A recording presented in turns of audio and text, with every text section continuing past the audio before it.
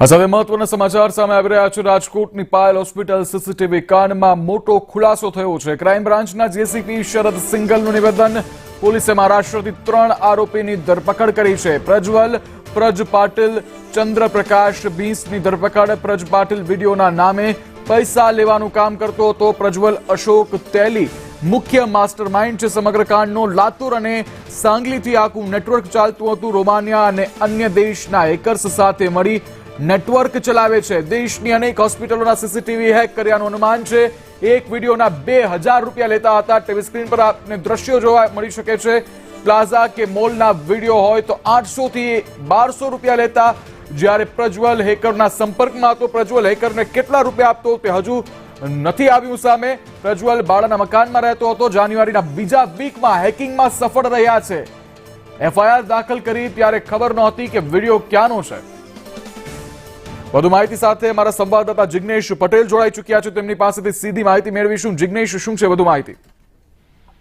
ઉત્તર વાત કરવામાં આવે તો જે રાજકોટની પાયલ હોસ્પિટલના જે સીસીટીવી વાયરલ થયા હતા તે મામલે પોલીસે એટલે કે ક્રાઇમ બ્રાન્ચે 3 આરોપીની ધરપકડ કરી છે। સાયબર ક્રાઇમની તપાસ દરમિયાન જે હકીકત સામે આવી હતી તે હકીકતના આધારે કુલ અલગ અલગ 2 જિલ્લા એટલે કે મહારાષ્ટ્રમાંથી પ્રજ્વલ તેલી અને સાથે જ પ્રજ પાટીલની ધરપકડ કરી છે। તો અન્ય એક આરોપીની ઉત્તર પ્રદેશના પ્રયાગરાજથી ધરપકડ કરવામાં આવી છે જેનું નામ ચંદ્રપ્રકાશ બીસ છે।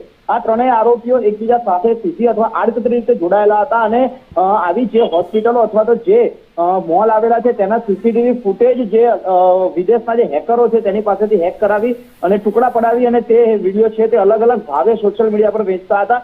2000 થી લઈ અને 4000 રૂપિયા સુધીમાં આવા સીસીટીવી ના જે વિડીયો હતા તે વેચાતા હતા અને વિકૃત માનસિકતા ધરાવતા લોકો આવા હોસ્પિટલના જે વિડીયો છે તે ડાઉનલોડ કરી અને તે પોતપોતાના અલગ અલગ સોશિયલ મીડિયા પ્લેટફોર્મ પર વાયરલ પણ કરતા હોવાનું સામે આવ્યું છે। અત્યારે પોલીસની તપાસમાં ભલે 3 આરોપી ઝડપાયા પરંતુ આગામી સમયમાં આ કેસની અંદર અન્ય ઘણા આરોપીઓની સંડોવણી સામે આવે અને તેમની ધરપકડ થાય તેવી શક્યતાઓ જોવાઈ રહી છે।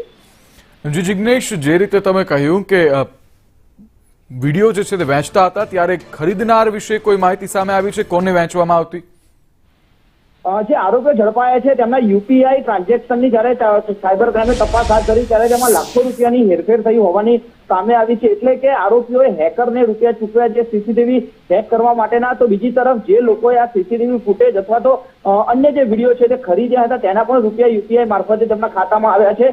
એટલે હવે સાયબર ક્રાઇમ તે દિશામાં તપાસ કરી રહી છે કે આખરે કોણે રૂપિયા કેટલા ટ્રાન્સફર કર્યા છે, ક્યાંથી આવ્યા છે અને આ રૂપિયા ટ્રાન્સફર કરવા પાછળ કોઈ યુએસડીટી એટલે કે અમેરિકન ડોલર અને કોઈ અન્ય જે કહી શકાય કે ક્રિપ્ટોકરન્સીનો ઉપયોગ થયો છે કે કેમ તે મામલે પણ હવે સાયબર ક્રાઇમની અલગ અલગ ટીમો છે તે કામગીરી કરી રહી છે। જિગ્નેશ, સમગ્ર માહિતી બદલ આભાર। ત્યારે મહારાષ્ટ્રથી 3 આરોપીઓને ઝડપી પાડવામાં આવ્યા છે। ટીવી સ્ક્રીન પર આપ આ 3 આરોપીઓના દ્રશ્યો જોઈ શકો છો। આ 3 આરોપી જે આ વિડીયોના સોદા કરતા હતા અને પૈસા કમાતા હતા।